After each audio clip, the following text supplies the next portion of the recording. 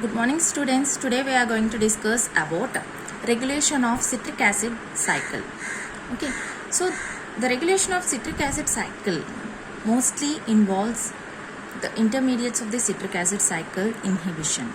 Means the intermediates that is formed in the citric acid cycle are inhibited by some enzymes.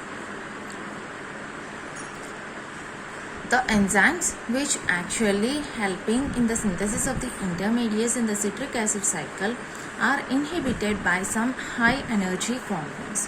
So what are those enzymes which are inhibited in the citric acid cycle? There are mostly three enzymes which are mostly inhibited. The enzyme that is citrate synthase, which helps in the formation of citric acid, or the first compound of the citric acid cycle, was inhibited by ATP, NADH, acetyl-CoA and succinyl-CoA. So these are the high energy compounds which helps in inhibition of citrate synthase. And the next enzyme is isocitrate dehydrogenase. Isocitrate dehydrogenase enzyme was inhibited by ATP and NADH, and this was activated by ADP.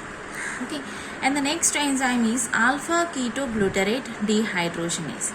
This alpha ketoglutarate dehydrogenase was inhibited by succinyl-CoA and NADH. So these are the three enzymes which we see in the citric acid cycle was inhibited by this type of high energy compounds. Why this is inhibited? Why these enzymes are inhibited? To regulate the citric acid cycle rate. Okay, so if the product is to be wanted, this is activated, and if the product is if the product is not wanted by the cell, these enzymes are inhibited. Along with these enzymes, the availability of ADP also plays a crucial role. So if the ADP is available in adequate amounts, means if ADP is present in large amounts, what happens? The oxidative phosphorylation process takes place. The oxidative phosphorylation will be helping in modifying the NADH and FADH2 to NAD and FAD. Okay. So this NADH and FADH2, if it is not oxidative phosphorylated to NAD and FAD, what happens? The NADH and FADH are accumulated. NADH and FADH are accumulated in the cell in high amounts. If this accumulation is done in high amounts, it leads to the inhibition of these three enzymes. Okay.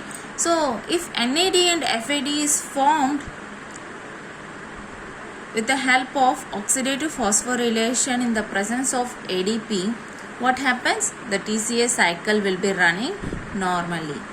So ADP availability is most important for the regulation of citric acid cycle.